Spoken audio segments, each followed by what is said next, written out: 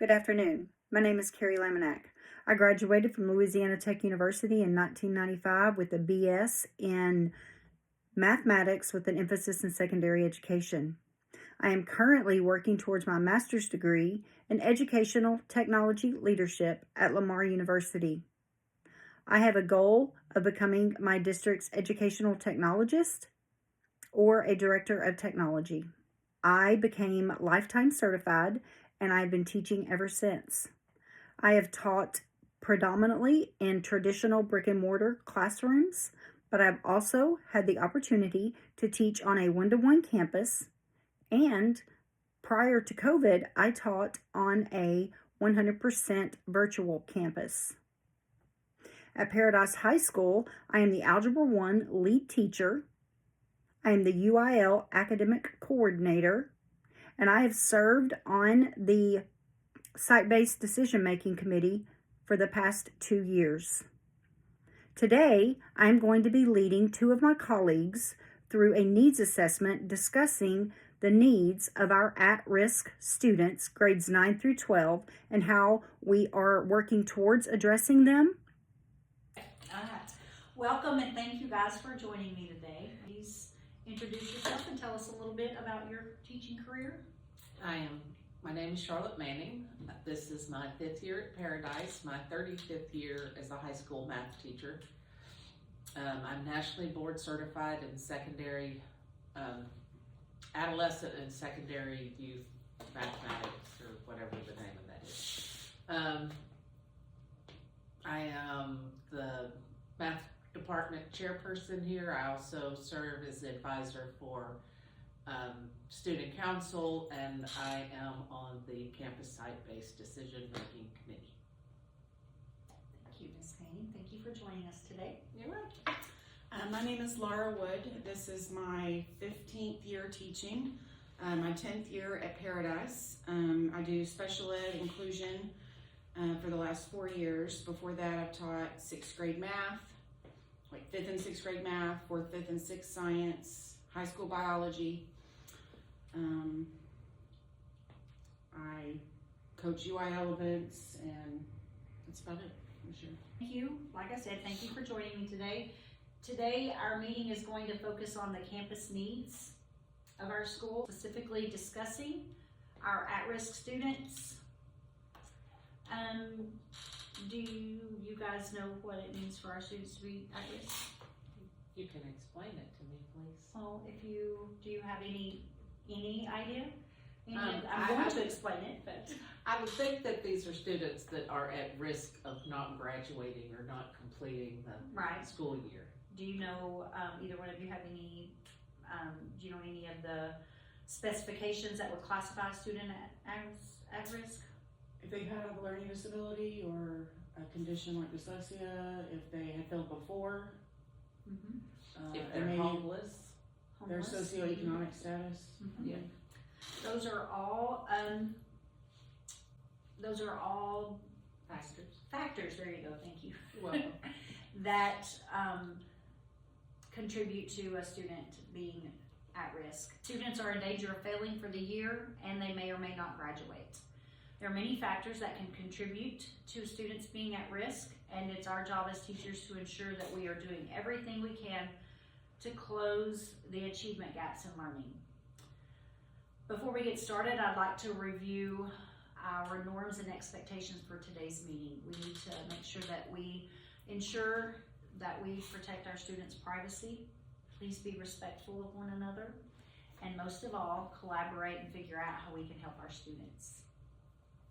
While we value the unique perspectives and experiences that our teachers bring to the classroom, we recognize the importance of diversity in our faculty to better serve our diverse student body.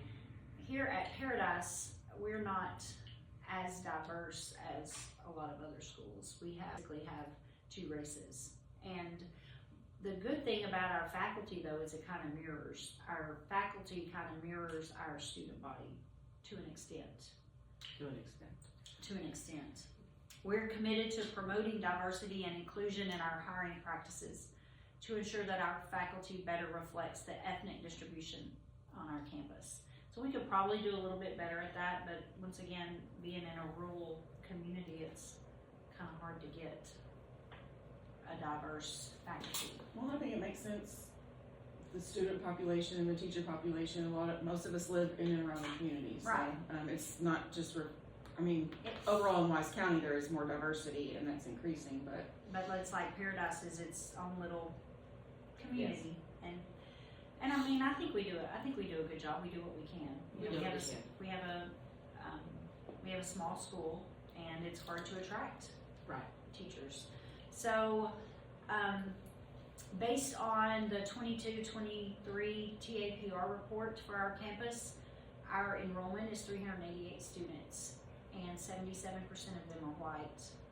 The remainder are predominantly Hispanic, with a small percentage being 2 or more races.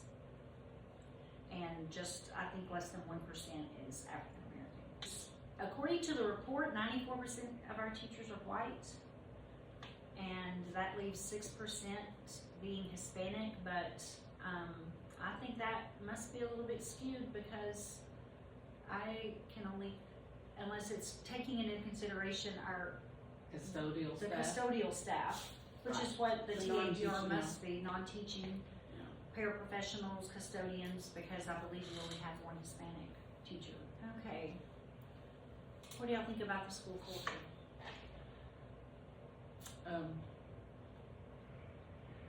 I think we have a lot of Panther pride, but I think we could do better in certain areas. We don't have a lot of, and pep rallies I'm thinking of, for one. Right. They're very lackluster, and for the amount of community involvement there is at this school, I would expect like pep rallies to be amazing. Over the top with this. And Yes. As successful as our kids are in Right. in sports, in all academics, extracurricular, I agree. Yeah, I think FFA. that's something that, as a campus, that we should work towards, is trying to improve our culture, making it a little bit mirror the community involvement. Because Yes. we have a very active PTO that really takes care of us. But we do have, for such a small school, we do have a lot of opportunities for kids to get involved in school. I mean, between Yes, I mean, FFA and and UIL and band and I would sports. say, that the majority of our kids are involved in at least one thing. The majority, not all of them. There are some that don't. That don't. But we do have, for it being such a small school, we have football, baseball, basketball, softball, volleyball, golf, fishing, tennis, yes, and then We've got FFA, there's a rodeo team still. rodeo team. What have we forgotten? the UIL academics and band, Theater. Drill team, Theater. Yeah. cheerleading. So we offer quite a lot for us being at such a small school. Yes. If we're going to talk about our subpopulations, and today we're going to spend the rest of our meeting on focusing on our at-risk students. Our subpopulations, I've divided them up into 4 different categories. We have our economically disadvantaged kids. There are just over 24% of our student population are economically disadvantaged. 504 kids, there's 15.5%. Emergent bilinguals, which this is something I learned new this year. Y'all might have already known that. That's originally, I believe it used to be ESL, and then they changed it to ELLs, and now we call them emergent bilinguals. So I didn't know that. I've never heard that term before. I hadn't either. Have you heard it? I have not. There's It's a positive. it does. I guess it is a different way to look at it. I've heard about it first in when a class discussion. Somebody had mentioned that they were in charge of the EVs, and I didn't know what that meant. So I thought that was a nice new term for me. So I have learned something new. And then there's 3.1 of our students are emergent bilinguals, and then 17.3% are at risk, and that's what we're going to be focusing on today. For the remainder of our time is our at-risk students. So, a little bit ago, we discussed what you guys thought it meant for students to be at risk. At-risk students are students that have failed 2 or more core subjects. They are not promoted 1 or more years. They've failed at least one part of the STAR. They're pregnant or a parent. They've been in DAEP. They're on parole, probation, or deferred prosecution. Emergent bilinguals, homeless, residential placement, or an incarcerated parent. So all of our kids that are at risk fall under 1 or more of those categories. Do any of these indicators surprise you or stand out to you?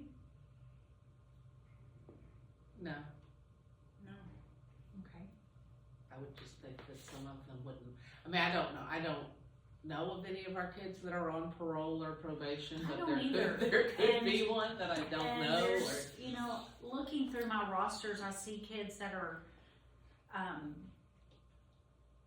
coded as being at risk, and I guess maybe it must be early on, like in middle school or elementary, where they were failed 1 or more subjects or were promoted, or I know a lot of our incoming freshmen failed like the social studies that was STAR, and so I guess if they failed that makes them at risk.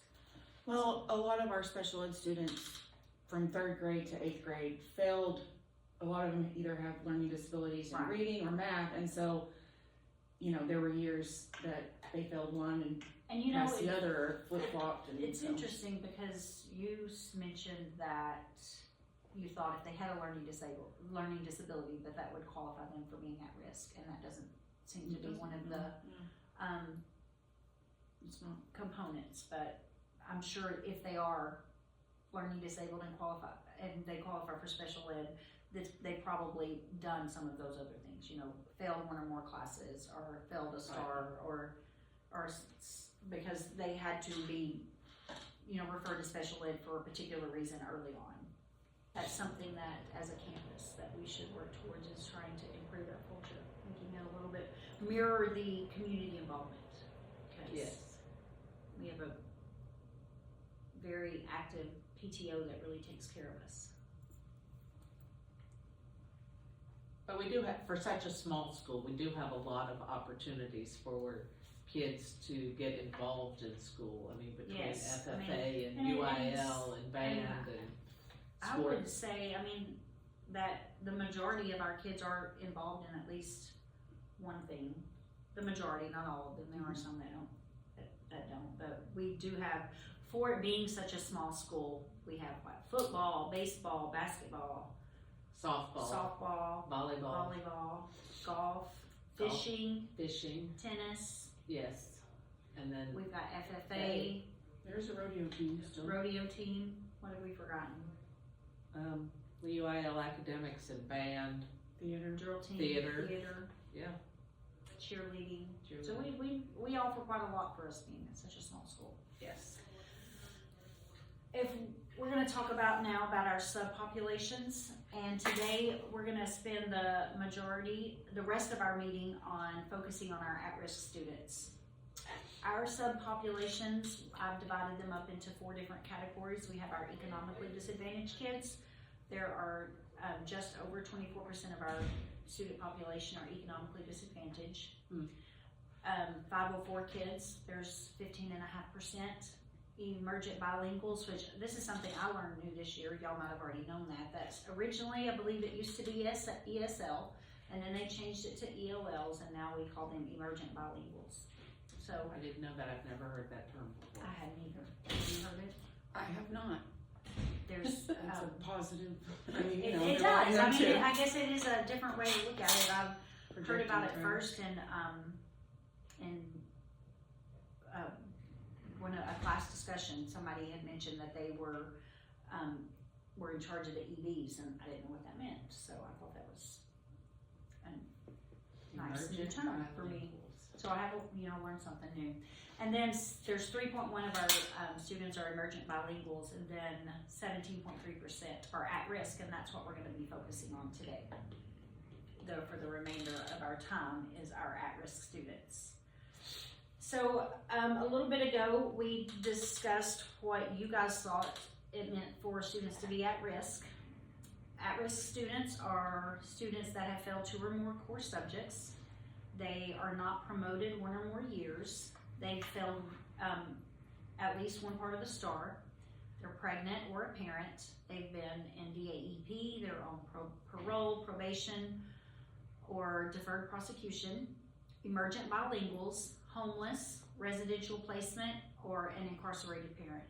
So all of our kids that are at risk fall under 1 or more of those categories. Do any of these indicators surprise you or stand out to you? No, No. Okay.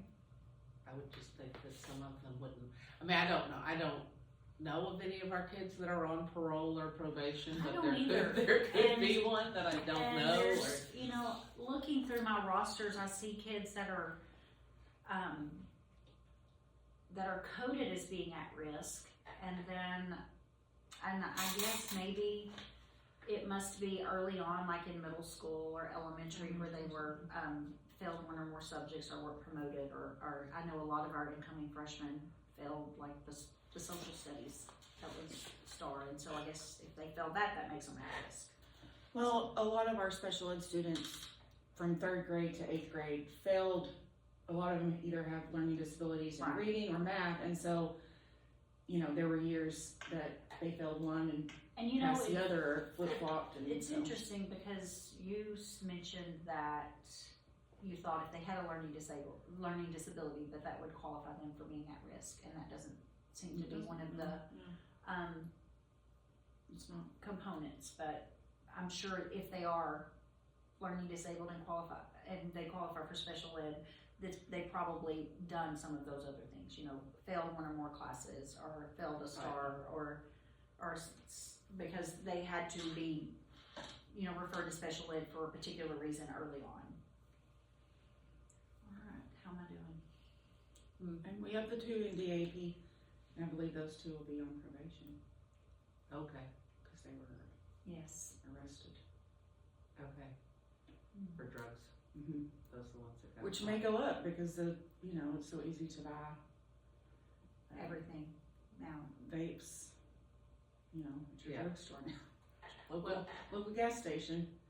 well, and it's also difficult when surrounding counties, marijuana is not prosecuted Yeah. anymore, Right. but it still is here, and But anyway, Okay, so as of today, our freshman class, our freshman class makes up about 25% of our student population. Our sophomore class makes up 20% of our population. Junior class is just under 30%, and then the remain are our seniors. Our at-risk students by grade level are by far the freshmen, make up the majority of them.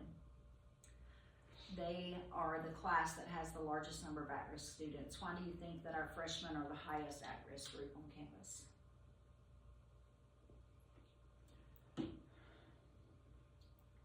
because they came over from the elementary or junior high, if they have 504, if they have dyslexia, if they have learning disabilities, then maybe because they've failed classes or failed the STAR. Yeah, I would say most of them because they failed a STAR test. This is Right, our year. because- This is the because largest number of special ed kids we've had. I mean, I know it's not 1-to-1, but Right. this year we have There is it's the largest I've seen. quite a big percentage, and it's those that the social studies STAR test that they take in the 8th grade is a lot of them fail that. Mm-hmm. And then they get over here to the high school and they don't have to take a STAR test. They don't have to take a social studies STAR test until their junior year, and it's over a completely different era. So, Yeah. but if they still fail that makes them at risk. So that's probably why. Yeah, and I think a lot of kids who, I think our teachers at the high school do a really good job of catching students up if they have gaps in their learning, or if they failed a math star or reading star, that we do a good job. The faculty here does a really good job of one-on-one and getting them caught up and filling in holes. We have the enrichment period that it's divided up among 4 different teachers. We have a science.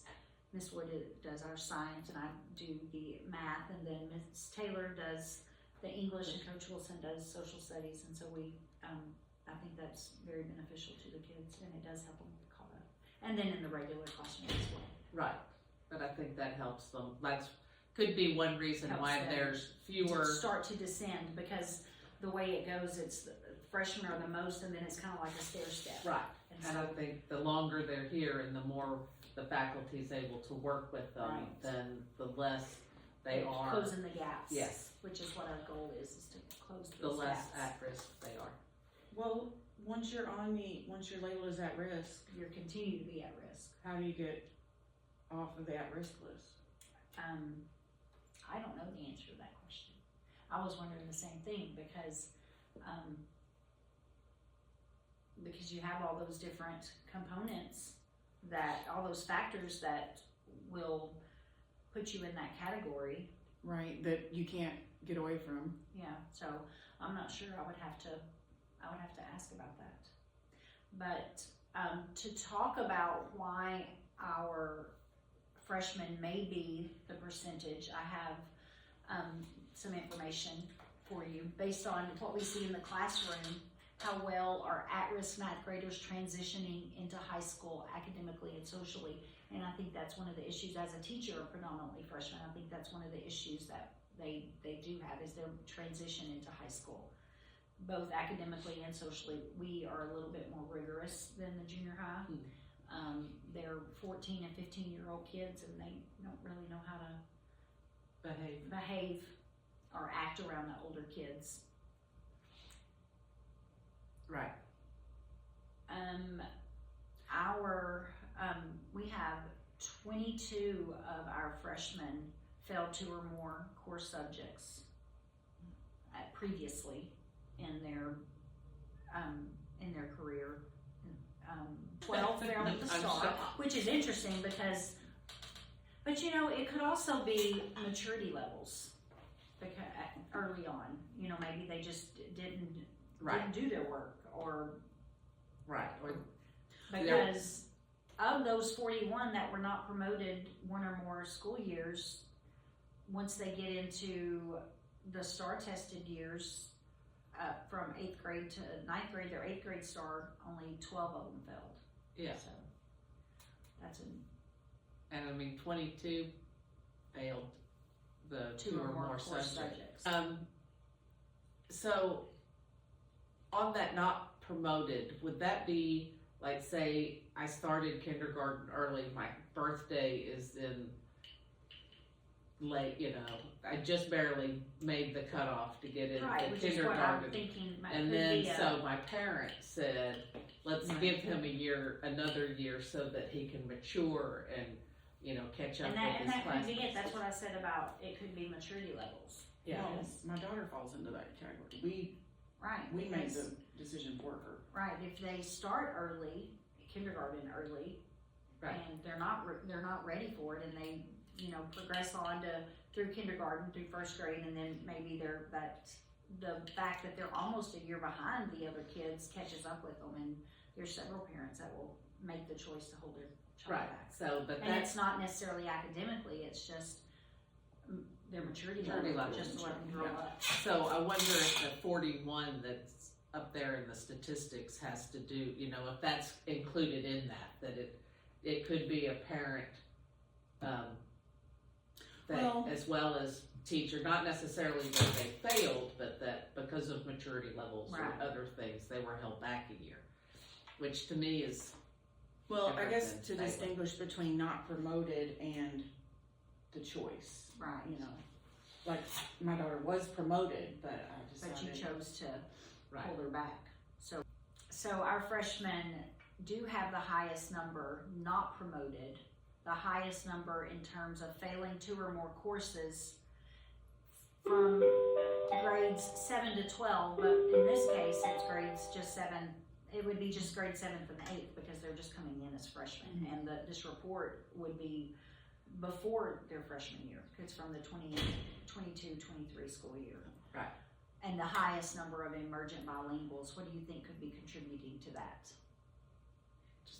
People moving into the Moving in and moving out, because we're kind of fluid in this area of the state. Yeah, the state as a whole is, and I think rental properties are lower here and things like that. Yes, so. I know.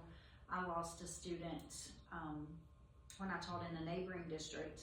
I lost a student that came to Springtown, and the reason, and it was an emergent. This young lady was an emergent bilingual, and she moved because the rent was cheaper. And so a lot of our kids will come in, they'll move out here because they find cheaper rent, but then they don't stay long and they'll move somewhere else as rent changes. Well, there's at least 2 RV parks that have opened up, and that's a big trend now. Is people live in their RVs, and I have noticed that since being in Paradise and driving back and forth to work, that there's tons of RV parks and people are living in them now. So that kind of takes it into that makes those kids very mobile. And I heard somewhere, I can't tell you where I heard it, that is it true kids that live in the RV parks are classified as homeless?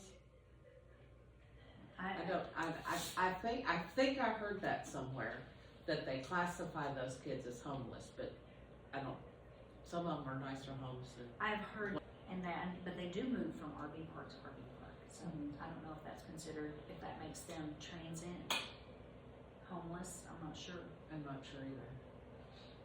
But I know sometimes, and I know about here, but when I was at Boyd, which is a neighboring community, we had a lot of fathers that worked in the oil fields, and they lived in RVs so that they could go back and forth. But okay, we're going to go on and just not spend as much time on the 10th, 11th, and 12th graders. I want to talk about our at-risk population for the 10th, 11th, and 12th graders, and then we're going to look at the STAR test that our highest failure rate STAR subject. Our 10th grade, we had 23 not promoted in 1 or more school years, 25 failed to STAR, 6 in DAEP, and 11 that failed 2 or more core subjects. So this is definitely the highest number of STAR failures. Right. For our 11th graders, it looks pretty similar to our 11th grade population is pretty similar to our 10th grade in terms of at risk. And then our seniors, the fewest amount of emergent bilinguals, the AEP, only 3 of those have failed the STAR. I know that here being at Paradise High School, that we do have the highest STAR passing rates in our county, well above the state average. yes. Okay. The second largest group of students that have failed 2 or more subjects fall with our 12th graders. Being that they have jobs now outside of school, so they don't have as much free time to study and do projects and get homework done. Right. I think that we do a good job at addressing our senior at-risk kids with the program, them taking the TSI and having them get certified, get some kind of certificate. Yeah. Because that gives a lot of them, I think, some incentive to do better. better. Yeah, so they can get out. I know Miss Manning, you teach that college ready class, and in order for those kids to get out of that class, they have to either pass the TSI or they get certified in one of the industry-based classes like floral arranging or welding or food services, advanced animal science. They can get certified in that. And but they can't leave early. They can't have senior release unless they pass the class or get certified in something. So 2 years ago when we first started this class, I had started with 56 seniors and I ended with 30 still in the class. And this year I started with 27 and I'm down to 6 at this point. So we're doing a better job, and they are understanding that if they want to get out, and that does give them incentive, and it does, you know, they are passing their classes. So I think that that's a big incentive for our at-risk all seniors, but especially those at-risk students, because it gives them an incentive. Yes. Okay. Well, I want to talk now about our freshman 9th grade English 1 star. Our biggest issue, our biggest area of concern with the 9th graders, this was last year's 9th graders, that scored approaches or above. We had just about 70% of our freshmen score approaches, and 90% of the remaining scored meets, and then about the same for masters. And so they did overall pretty well, but we did have a high percentage of our 9th graders not pass. Last year's freshman class that are now sophomores scored above the state average, but still here on our campus had the most students fail the STAR. I think some of the reasons, and I'll ask you guys to get your opinion, is the difficulty of the material, maybe. Poor test taking skills, which I think is always a huge disadvantage to the kids, is do they actually know how to take the test? And I know at Paradise, last year was our first year for the kids to take the test on the computer. Right. Because it was mandated by the state. And I know at Paradise, they've always taken it on paper before. Yes. And so one of our big issues is our kids learning how to take tests on the computer. And so I think that might have had a factor. And the format of the test format is completely different. A whole new ballgame for kids all across the state. I think it was a whole new ballgame just because of the format. But for us, and we're not a one-to-one campus, so the kids don't have 24/7 access to computers just at school. And even if we did have, even if we were one-to-one, a lot of our kids don't have internet at home. So Right. but I do think that our teachers are doing a good job at getting them accustomed to that. Well, and last year our English 1 teachers they had a learning curve on how to use TFAR and other things like because that. They had never even heard of it. nobody- And you came in and you had, and Yeah. from your other school, but But how many teachers did we have teaching freshman English? so 3 different Three English 1 different- teachers last year. Yeah, And, usually it's just one And I teacher believe this teaching it. year it is Just one. just one this Yeah. year. So Yeah. I'm be anxious to see if our percentages increase.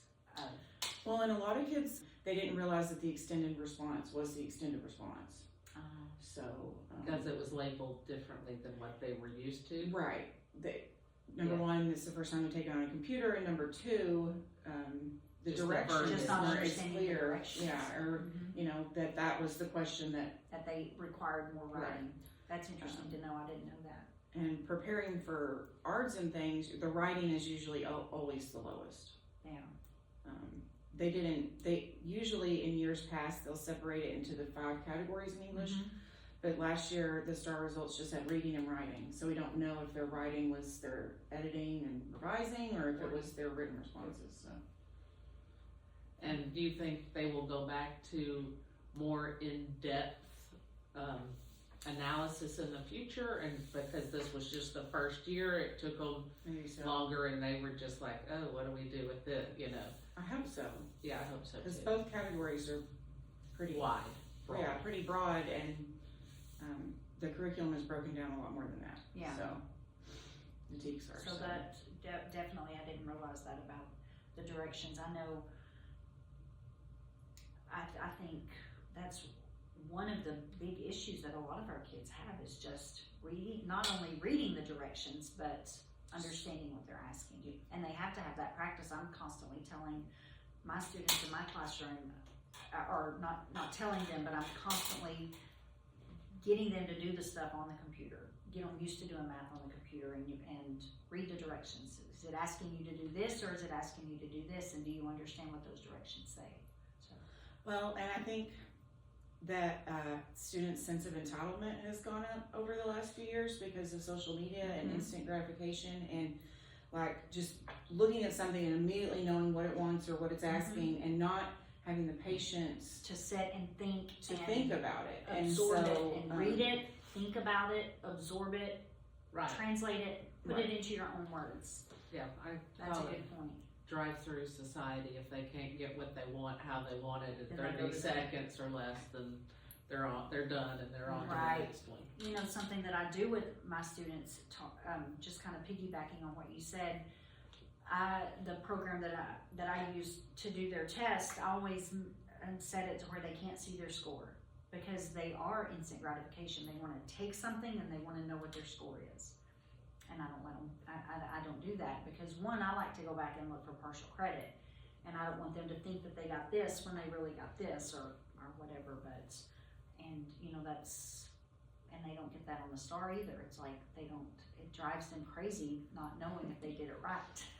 well, and in that same kind of topic, a lot of kids will fail a test and then immediately the next day want to retake the Want test. to retake it, And or it's like, wait a minute, we need to go over, we need to look and see need to- what you missed so we can figure out, is there a pattern, is there a reason why that's happening, so we can fix that instead of just, right. As a classroom teacher, one of my biggest pet peeves is given the test, assigning it, and not even start it and say, or even you hear them walking in the door to me and say, when can I retake this? Yes. Drives me batty. Yes, absolutely. You haven't even looked I'm at all it about yet. giving grace when you have a bad day, you know, maybe Right. it was a little, you didn't have the chance to study or whatever, but, Yes, I understand completely. right. Like, try to do your best. Don't come in here with a fatalistic attitude, like, I know I'm gonna fail, when you haven't even seen it yet. Right. Well, just to kind of turn the pages a little bit, our campus improvement plan says that by May 2023 that we have a dropout rate of less than 1%, and our last year's graduation rates were 100%. And so all of our students graduated. We had a 0% dropout rate, and that did include almost 33% of our student population, seniors last year, were economically disadvantaged. So kudos to us. Yes. For teachers, students, administration, everybody. Pulling them along. Pulling those kids along and getting them to the end goal of graduation. Well, I also think it helps that we have relationships with our students. I mean, you Yes, know, that's the biggest thing. and you know, they know that we care, but they also, I think we let them know, we impart the knowledge that you need a high school graduation for whatever you're gonna do in life. Right. And, you know, this is like step one. And you know, nowadays, even to get into the military, you have to have Yeah. you have to Have a high school have a high school graduation. diploma. Yeah. So diploma. Or GED. But, our campus improvement plan also addressed our attendance rates and wanting increasing our attendance rates. For in 2021, the state attendance rate was 95%, and as a district, we were 96.7. And I thought it was interesting, that was in 2020, 2021, so that was post-COVID, right? And then the next year, from 2021 to 2022, the state attendance rate dropped down to 92.2%, and even our district attendance rate dropped down to 95.2%. What do you think contributes to that? I feel COVID, I feel like the importance of being there and showing up went down a little. It seems like you know, and then in college they always say, well, attendance is half the battle, at least if you get there. And with COVID, so many people went online or off, you know, Right. this or that or virtual. All those different, So that I feel like the sense of person to person, Right. the importance of that went down. So don't And I know hope if we're that's- building it back up again. yeah, and what I was thinking in my head, and I'm no professional by no means, but I was thinking, okay, so the year after COVID, 2020, 2021, our district was 96.7% and our state was at 95%. So I'm thinking that maybe that year of COVID with everybody being in quarantine and having to go from being in school to doing it on your own at home, when it opened back up and we were all able to go back, maybe that was, everybody was glad to be back. And so and that's why the attendance increased. But it then was- the next year, it decreased. And so, Well, we were also that year, the year of 2021, we were also had some students that were still online. right, So And if they didn't, you know, if they were ones that would be out normally, then then they were still there. they were still counted still counted present because they might show up online, you know. Right. But then the next year, Then we didn't have the online anymore. I mean, the and they state had to average dropped 3%. Ours dropped Well, just 1. come 1.5. my cousin's parents work in Austin ISD, and so for all of 2021, they were at home. They were still all online, pretty much the Okay. whole year. Whereas we came back and we gave our students an option that, you know, in the bigger cities, they still They still were were online. And so, So they didn't come back fully till the next right, year. so that's why the attendance was Maybe higher, that- because Yeah. they were at home. It was still online. Our campus for the 2021-2022 school year, our campus attendance rate was 95.4.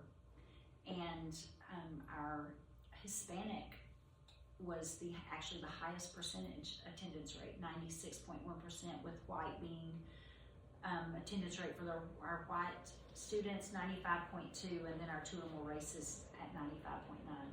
Yeah. And our emergent bilinguals, which kind of follow under the suit of the Hispanic kids, they had the highest attendance rate. What do you think contributes to that? Parents saying, go to school, learn, you need an education, Right. you know. I think that our campus does a pretty good job at incentives for increasing our attendance. We have that Renaissance card. I didn't realize this until just this year, actually. They give those green ones, which are just for grades, but the students get the platinum or the white one if they have perfect attendance, and they get A or B honor roll. Yeah. And then there's always Popcorn Friday. There's 3 levels. There's 3 levels. There's 3 levels. What's the third level? Maybe it's a white card.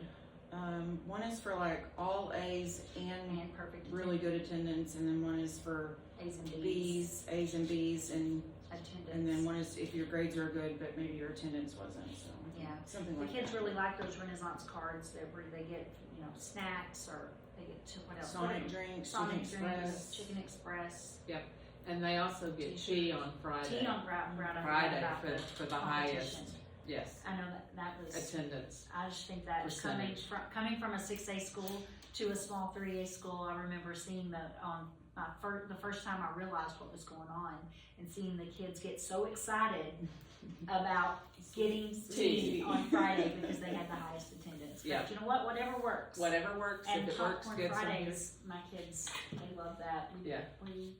We don't get it very often, but because with that just being the second period, I get a lot of kids, not a lot, but 1 or 2 kids that are absent because, when they go to the doctor's, when they go to the Yeah. doctor's appointment, they're not there.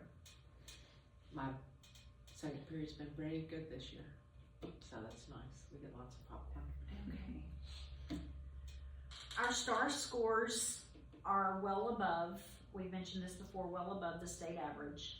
And our demographics in regards to STAR testing in English 1, English 2, Algebra 1, and Biology and History when we're talking about approaches grade level or above, Yes. our white kids predominantly score higher than our Hispanic kids. And so what can we do to close that gap? I mean, in addition to what we're already doing, I mean, we discussed the enrichment. I mean, and Right. as far as the at-risk kids and the kids that are, like our special ed kids, I was speaking with Mr. Mathis in regards to this, and when the state changed the STAR, and they, you know how they used to have the STAR alternate and different things like that. I know Miss Wood has a modified class with a student that is in applied math, and he's expected to take the same exact test as the valedictorian takes. So, and I think that's not something that, we do what we can to close a gap, but Yeah, you that can't stuff is close at it. the state level. Right. When I taught biology, it seemed like, because it's so much content vocabulary, so a lot of it had to do with your crystallized knowledge, or basically your background, your foundation of, what you've been exposed to in your life, where what you lived through and stuff like that. And I think with some of our emergent bilinguals, it's communication. It's just a communication gap. I mean, because there is a lot of reading, and our biggest area of concern is that the English 1 star. So, maybe we don't have much of a ESL program here at Right. Paradise High School, so I definitely think that we could do better in that category by having these kids in an ESL class. Yes. That would help. Well, and one of the things that Paradise did is require everyone to get ESL certified a couple of years ago. Okay, we're just gonna look at one other thing, and this is our subpopulations, our student demographics in regards to the STAR testing in English 1, English 2, Algebra 1, Biology, and US History. Just looking at this, this pinpoints that the lowest percentage, we're looking at let's look at the at-risk kids right here. Where they struggle most is English 2, which is what we discussed earlier, and I think We've discussed that. discussed that. Yes. All right, well, the bell was ringing, Yes. and I think that's been a couple, and so I appreciate you guys coming. Thanks You're for welcome. having us anytime.